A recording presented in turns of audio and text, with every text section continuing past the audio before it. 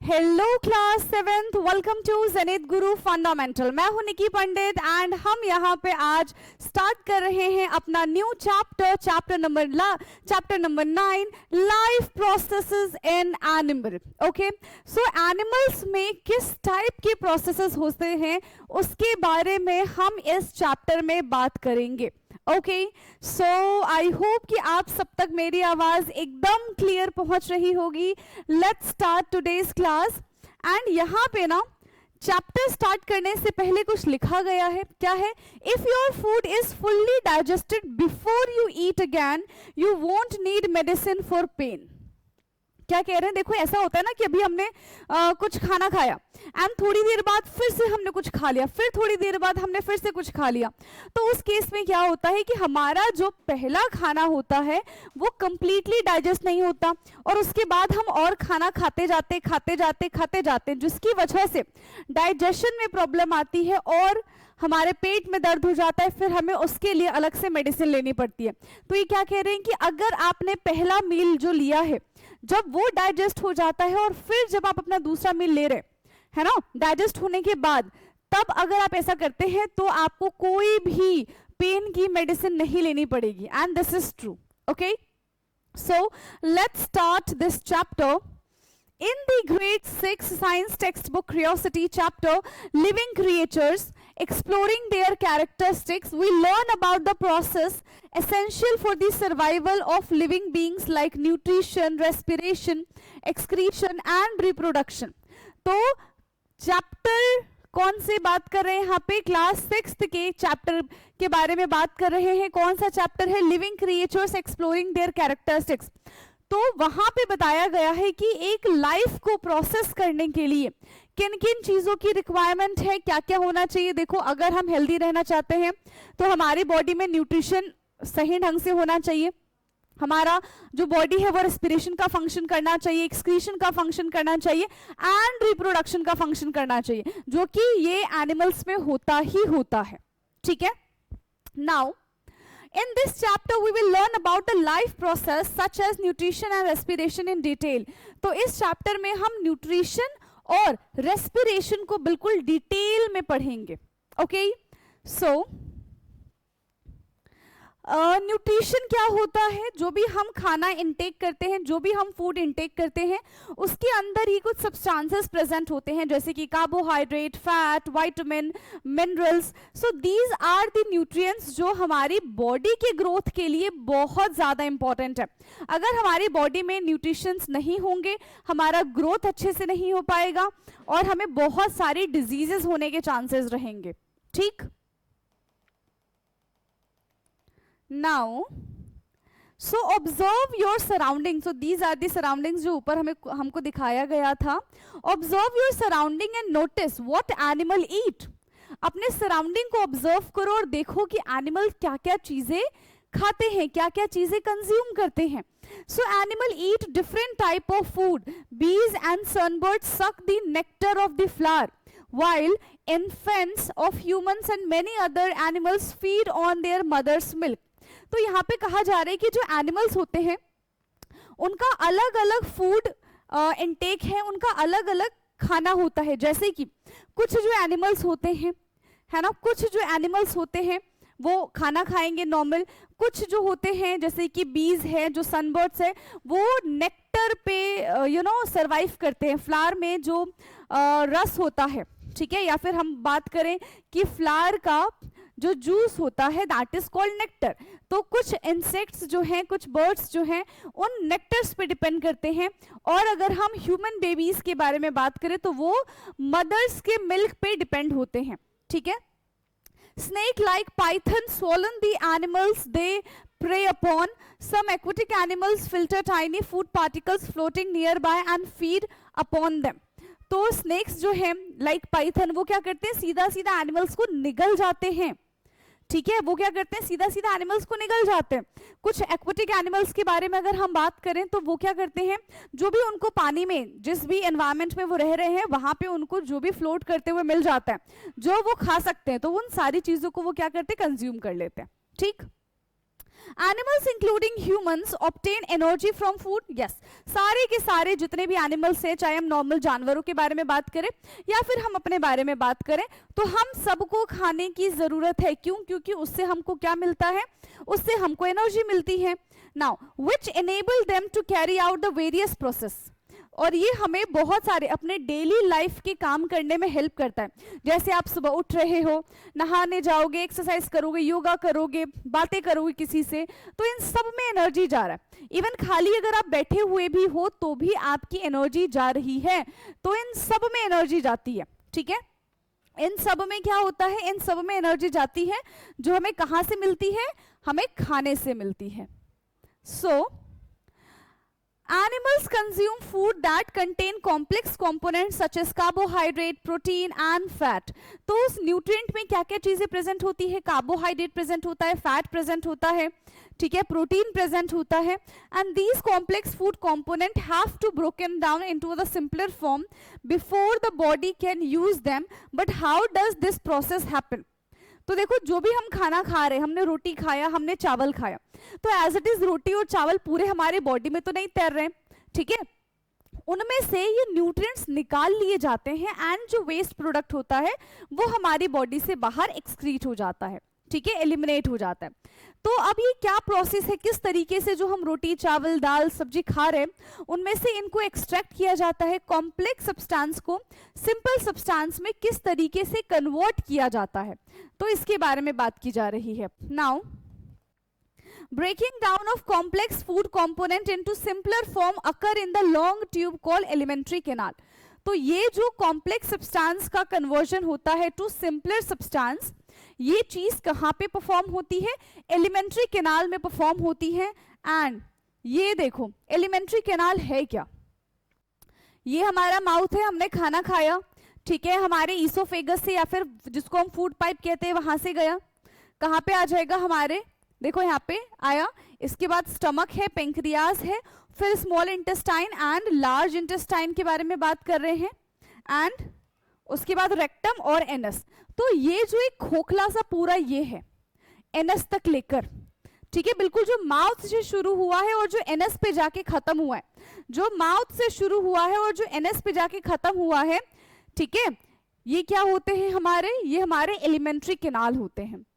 So this process start in the mouth and end at the anus. As food move through the canal, digestive juices secreted different parts break it down into the simpler form। हमने क्या किया? हमने एक bite ली रोटी की, सब्जी की, और हमने खाना शुरू कर दिया। तो सबसे पहले तो हमारी बॉडी में, हमारे माउथ में स्पेशली सलाइवा प्रोड्यूस होता है, ठीक है, सलाइवा प्रोड्यूस होता है। उस सलाइवा की हेल्प से वो जो फूड है वो हमें च्यू करने में हेल्प करता है एंड उस फूड को ब्रेक डाउन करने में हेल्प करता है। मतलब ब्रेक डाउन तो हमारे माउथ से ही शुरू हो गया, ठीक है, कहां से ब्रेक डाउन शुरू हो गया? ब्रेक डाउन हमारे माउथ से ही शुरू हो गया, ठीक है, किसकी हेल्प से? सलाइवा की हेल्प से। This simple form of food is absorbed by the different parts of our alimentary canal and transported to the various part of our body to carry out the various functions। तो इस alimentary canal में ये जो पूरा हमारा खोखला सा part है ना, ये वाला, इस पूरे एलिमेंट्री कैनाल में क्या होता है? पूरा प्रोसेस चलता है कि किस तरीके से कॉम्प्लेक्स सब्सटेंस को सिंपल सब्सटेंस में कन्वर्ट करना है और कैसे उससे न्यूट्रिएंट्स निकालने हैं एंड उस न्यूट्रिएंट्स को हम कहाँ कहाँ यूज करेंगे।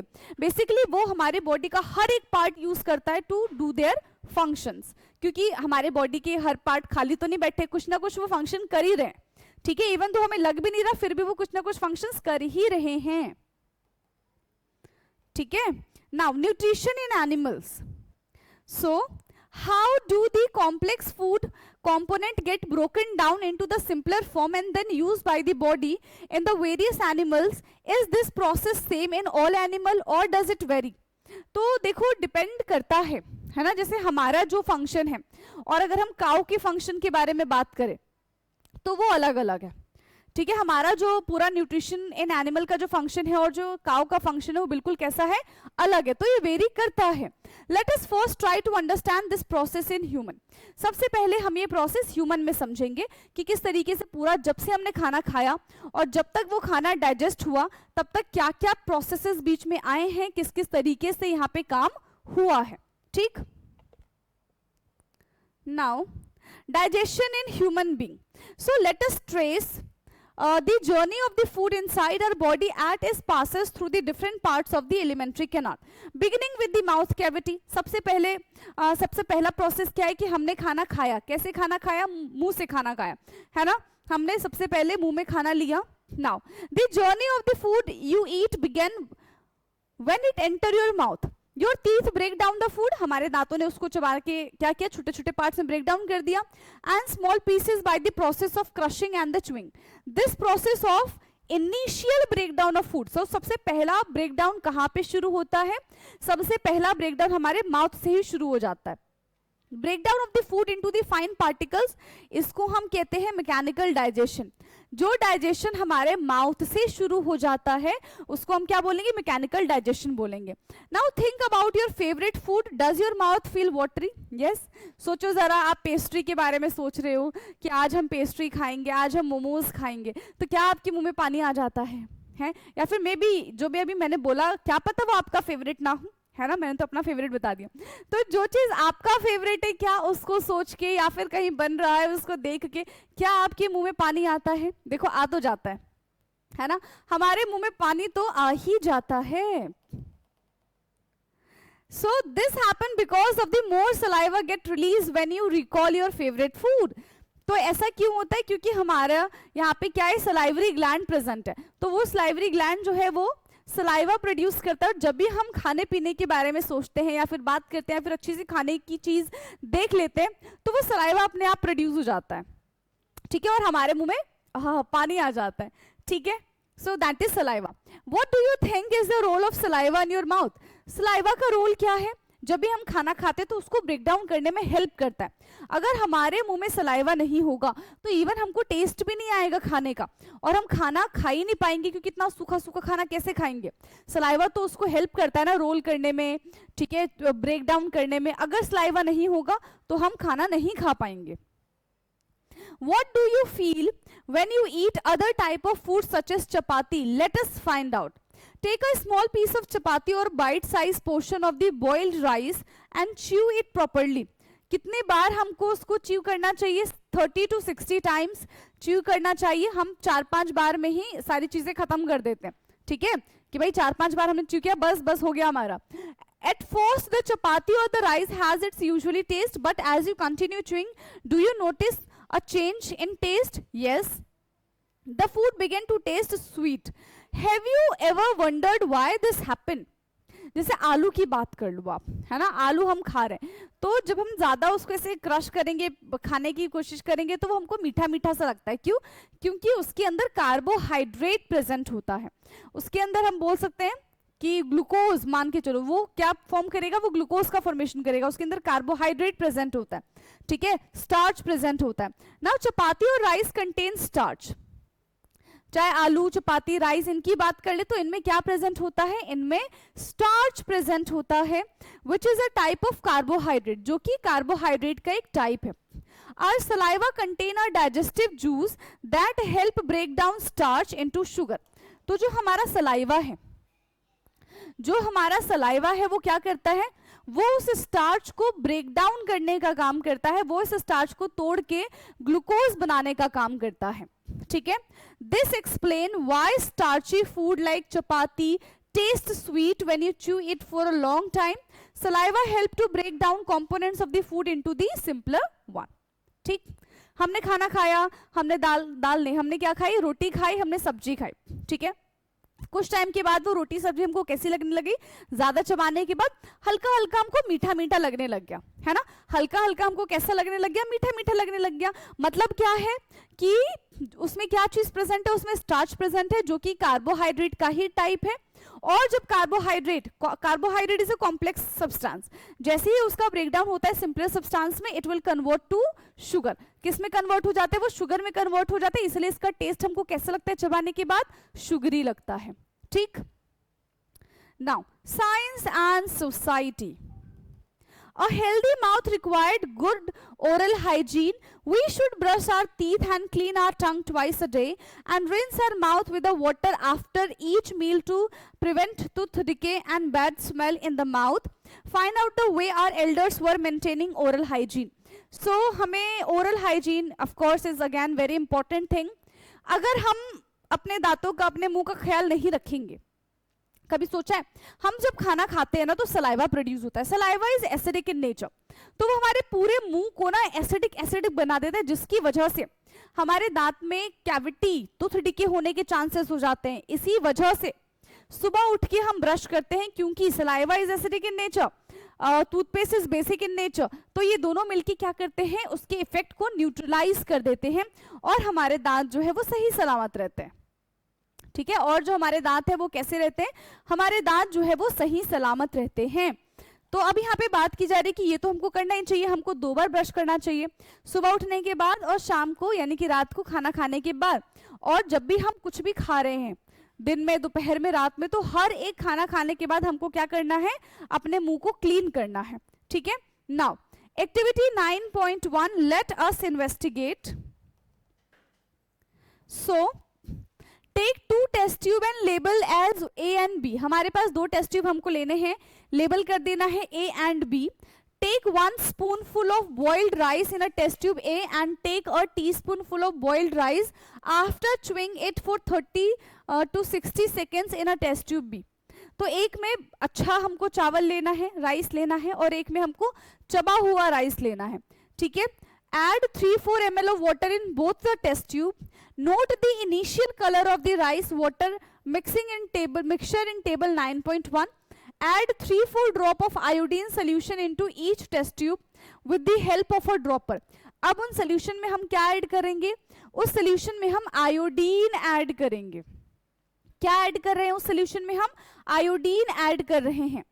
Mix the content of each test tube separately and observe. क्या देखेंगे हम, record your observation in table 9.1. So boiled rice initial colour before adding iodine. तो बॉइल्ड राइस का कलर कैसा हो जाएगा, कैसा होता है, व्हाइट.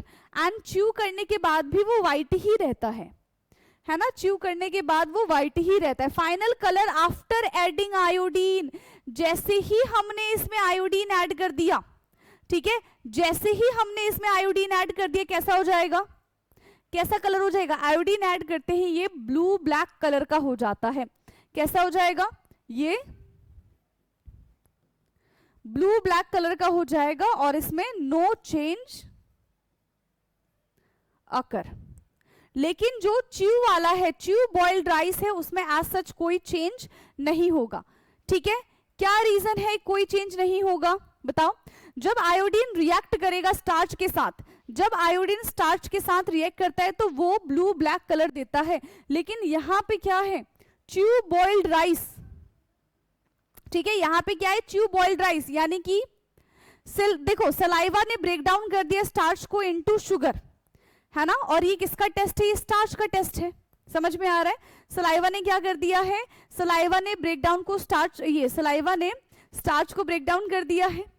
ठीक है. So iodine do not react, iodine तो रिएक्ट करेगा ही नहीं उसके साथ, लेकिन यहां पे हमारे पास है स्टार्च. ठीक है. सो क्या लिखेंगे, due to presence of starch. ठीक है. और यहां पे क्या है, saliva break down the starch. Saliva ने ऑलरेडी स्टार्च का ब्रेकडाउन कर दिया है, सो नो कलर फॉर्म्ड. तो यहां पे कोई भी कलर अब नहीं बनेगा, यहां पे कोई भी कलर अब नहीं बनेगा. ठीक है. Did you observe that color of boiled rice turn blue black in a test tube A, while in test tube B chewed boiled rice either did not change the color or turn only a very light blue black color. तो कह रहे हैं कि test tube ए में अगर हम देखें तो कैसा कलर दिख रहा है हमको, ब्लू ब्लैक कलर दिख रहा है. That shows it have starch. ठीक है. वो क्या शो कर रहा है कि कंपाउंड के पास, जो भी हमारे पास कंपोनेंट है उसके पास स्टार्च प्रेजेंट है. एंड दूसरा क्या है कि starch is already broken down, तो हमें कलर नहीं देखने के लिए मिलेगा, या फिर अगर हमने अच्छे से नहीं चबाया है तो लाइट हमें ब्लू ब्लैक कलर देखने के लिए मिल जाएगा. ठीक. What causes the change of color in a test tube A? In grade 6 we learned that iodine gave a blue black color when it react with starch, है ना. हमने grade 6 में पढ़ा है कि आयोडीन जो है जब स्टार्च के साथ रिएक्ट करता है, आयोडीन जब स्टार्च के साथ रिएक्ट करता है तो वो ब्लू ब्लैक कलर देता है. तो वही ब्लू ब्लैक कलर हमको टेस्ट ट्यूब ए में देखने के लिए मिला. The appearance of the blue black color indicate the presence of starch. Blue black colour क्या इंडिकेट कर रहा है कि राइस में स्टार्च प्रेजेंट है. Okay, so in test tube B which contain chewed boiled rice if there is no change in colour. ठीक है, test tube B में एज सच तो हमको कोई कलर का चेंज दिखा था क्या? कोई कलर का चेंज नहीं दिखाता. It indicate that starch is no longer present. मतलब स्टार्च अब उसमें है ही नहीं. हम देख रहे हैं ना, स्टार्च का ऑलरेडी ब्रेक डाउन हो गया है शुगर में. अब स्टार्च का ऑलरेडी ब्रेक डाउन हो गया शुगर में, that means there is no starch. तो जब वहां पे स्टार्च ही नहीं है तो कलर मिलेगा क्या? तब हमको कलर नहीं मिलेगा. ठीक. If there is only a slight change in color, it indicates that starch is present in a very small amount. लेकिन अगर हमें थोड़ा बहुत भी कलर च्यूड राइस में देखने के लिए मिलता है तो हम क्या बोलेंगे कि हाँ इसमें स्टार्च प्रेजेंट है, उसका ब्रेकडाउन नहीं हुआ होगा. हमने अच्छे से नहीं चबाया तो अच्छे से ब्रेकडाउन नहीं हुआ, तो हमको वो कलर देखने के लिए मिल जाएगा. ठीक है. It indicates that starch is present only in the very small amount. It has been broken down into a simpler sugar by the action of the saliva. और हम इसको कैसे ब्रेक डाउन कर सकते हैं? सलाइवा की हेल्प से आसानी से ब्रेक डाउन कर सकते हैं. If the color still appears in the test tube B, what change would you make in the activity to explore it further? Would the color change if chewed time is increased? Try to find out by repeating this activity. अब उसको और चबाने की कोशिश करो, चबाते जाओ चबाते जाओ चबाते जाओ, और फिर देखो कि क्या अब कलर में कोई चेंज आएगा कि नहीं आएगा. बताओ. देखो, जितना चबाएंगे उतना ज्यादा वो सिंपल फॉर्म में कन्वर्ट हो जाएगा, उतना ज्यादा हमको स्टार्च नहीं मिलेगा. तो स्टार्च नहीं मिलेगा तो कलर नहीं मिलेगा. ठीक है. Now we know that saliva secretion in the mouth help break down starch into sugar, and this process of breaking complex food component into the simpler form of the body is called digestion. Complex food को simpler form में convert करना, complex food को simpler form में convert करना ही क्या कहलाया जाता है? डाइजेशन कहलाया जाता है. ठीक है. Food is partially digested in the mouth and let us learn how this partially digested food gate further digested through the alimentary canal. हमारे मुंह ने आधा काम कर दिया. ठीक है, हमारे माउथ में ही आधा डाइजेशन हो चुका है. अब क्या कह रहे हैं? बाकी का बचा हुआ आधा डाइजेशन किस तरीके से एलिमेंट्री कैनाल करता है उसके बारे में बात करेंगे. क्लियर है इतना? क्या मेरी आवाज एकदम क्लियर आ रही है? नाउ फूड पाइप, जिसको हम इसोफेगस भी बोलते हैं, a passage from the mouth to the stomach. ठीक है, माउथ से लेकर वो एक रास्ता है स्टमक तक का. So when you chew your food, your saliva not help in the digesting the starch but also moisten it, making it soft and easy to swallow. Your tongue help in the mixing chewed food with the saliva and pushing this softened food into a long flexible tube called, जिसको हम food pipe या फिर esophagus कहते हैं. But how does the food move down? तो इनका एक peristaltic movement होता है जिसके थ्रू ये मूव करते हैं. जैसे भी नीचे जाएंगे तो यहाँ पे हमें सेंसेशन, एक मूवमेंट फील होगा. ठीक है. ये क्या हो रहा है? साइट ऑफ कॉन्ट्रैक्शन, ये यहाँ से कॉन्ट्रैक्ट करेगा. ठीक है, साइट ऑफ कॉन्ट्रैक्शन, तो ये नीचे नीचे नीचे नीचे पहुंच जाएगा और फिर हमारे स्टमक में पहुंच जाएगा और फिर हमारी बॉडी से बाहर आ जाएगा. The wall of the food pipe gently contract and relax in the wave-like motion to push the food down into the stomach, and this movement takes place throughout the alimentary canal and pushes the food forward. तो ये पूरे alimentary canal में चलता ही रहता है कि क्या हो रहा है कि फूड जो है वो पुश होते जा रहा है और नीचे नीचे नीचे नीचे नीचे नीचे आते चला जाएगा. ठीक है. नाउ अब हमने इसोफेगस के बारे में बात कर ली है. इसोफेगस के बाद हम बात करते हैं स्टमक के बारे में. ठीक है, इसोफेगस के बाद अब हम बात करते हैं स्टमक के बारे में. So in the stomach the wall contract and relax to churn the food. ठीक है, फूड को चर्न करने के लिए हमारा जो स्टमक है वो क्या करता है? कॉन्ट्रैक्ट करता है, रिलैक्स करता है. The churned food is then mixed into within a secretion from the inner lining of the stomata, and the secretion from stomach contain digestive juice and the mucus. तो जो खाना खाया है, ठीक है, खाना खाया है, आधा खाना जो है वो हमारे माउथ में ही डाइजेस्ट हो गया, अब वो क्या हुआ, फूड पाइप से इसोफेगस के थ्रू हमारे स्टमक में आ गया, ठीक है, हमारे स्टमक में आ गया, वो चबा हुआ फूड, अब क्या होता है, उसको और डाइजेस्ट करने के लिए वो हमारे स्टमक में, ठीक है, कुछ जूसेस प्रोड्यूस होते हैं, जैसे यहाँ पे दिया हुआ है डाइजेस्टिव जूस एंड म्यूकस। तो ये सारी की सारी क्या चीज करते हैं, ये हमारे स्टमक में जाके, ठीक है, डाइजेस्टिव एसिड या फिर म्यूकस को सिक्रीट करते हैं, जिससे खाना और जल्दी डाइजेस्ट हो जाता है, ठीक है। Now the digestive juice of the stomach break down protein into the food into a simpler component। याद रखना, डाइजेस्टिव जूस जो है वो क्या करता है, प्रोटीन का ब्रेक डाउन करता है सिंपलर कंपोनेंट में। जो डाइजेस्टिव जूस है वो क्या करता है, प्रोटीन का ब्रेक डाउन करता है into a simpler component। The acid not help break down the protein but also kill many harmful bacteria। जो हमारे स्टमक में हम कहते हैं ना कॉन्सेंट्रेटेड हाइड्रोक्लोरिक एसिड प्रेजेंट है, हमारे स्टमक में क्या प्रेजेंट है, कॉन्सेंट्रेटेड हाइड्रोक्लोरिक एसिड। तो वो कॉन्सेंट्रेटेड हाइड्रोक्लोरिक एसिड यूज नहीं किया जाता टू डाइजेस्ट द फूड। वो किस लिए काम आता है कि हमारी बॉडी में अगर कोई हार्मफुल सब्सटेंस आ जा रहा है, हार्मफुल बैक्टीरिया आ जा रहा है, तो वो उनको किल करने का काम करते हैं। समझ में आया? The mucus protect the stomach lining from the acid, preventing damage in the stomach. The food is partially digested and transformed into semi-liquid mass, preparing it for the next stage of digestion। ठीक है? Now, तो ये हमारा जो stomach है, हमारे stomach का shape कैसा होता है, हमारे स्टमक का जो शेप होता है वो जे शेप का होता है। कैसे शेप का होता है हमारा स्टमक, जे शेप का हमारा स्टमक होता है। Now the fascinating facts, how did scientist learn about digestion in the human body. Scientist ने ह्यूमन के डाइजेशन सिस्टम के बारे में कैसे समझा होगा, बताओ। The discovery of how the stomach work happen by chance, ऐसे ही हो गया है ना। 1822 में a man named Alex Saint Martin was accidentally shot in the stomach. He was treated by the doctor. Stomach में क्या हो गया था, ऐसे गोली लग गई थी, है ना। फिर डॉक्टर ने ट्रीट किया। William Beaumont, however he would never fully healed, leaving a small permanent hole. और उनके वहां पे क्या हो गया, परमानेंट होल हो गया है। ठीक है, यहाँ पे क्या हो गया, परमानेंट होल हो गया है। सोच रहे हो, थोड़ी सी भी चोट लग जाती है तो कितना ज्यादा दर्द होता है, वहां पे परमानेंट ही होल हो गया।